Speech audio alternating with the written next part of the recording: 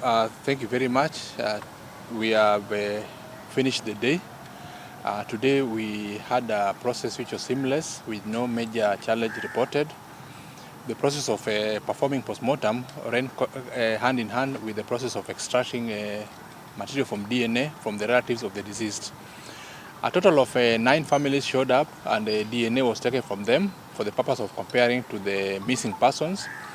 We performed a number of postmortems, which are as follows. Total number of postmortems we did were 24. Of these postmortems, 3 were children and 21 were adults. 8 males and 16 females. Most of them were severely decomposed. And as per the cause of death, we found that most of them also had features of starvation, same as what we've been seeing in the past days.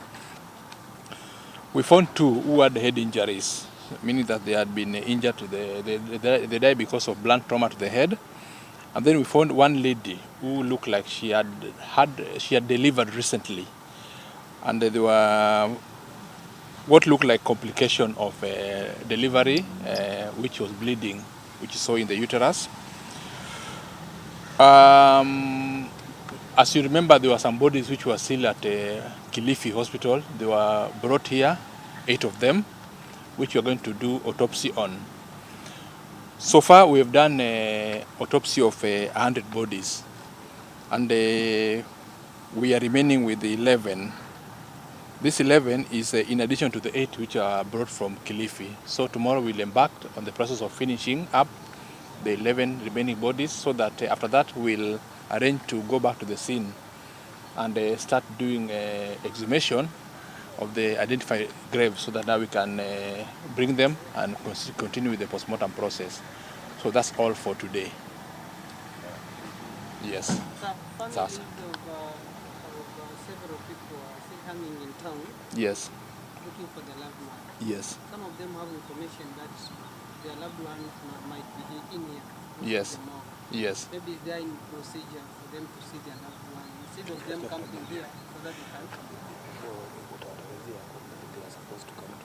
There are bodies which came from Kilifi Hospital, total of 8. We intend to have relatives come and identify them tomorrow because they are more fresh, so that now we can embark on postmortem process. As I've said, there are 11 bodies remaining. 1 person died in hospital after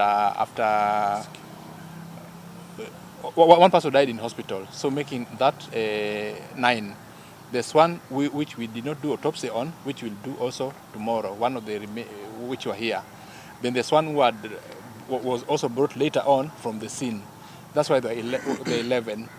So the relatives who don't have who intend to have identify their loved one, they can come here tomorrow for the purpose of those bodies, which they come at 8. They should come at 8 so that they can identify it. But also remember, many of the bodies which have done, the 100 ones, they are badly decomposed. So even if you come to identify, it might be very, very difficult for you to identify. The process of extraction of DNA from relatives is open, and it will be ongoing even during the weekend from 8 every day.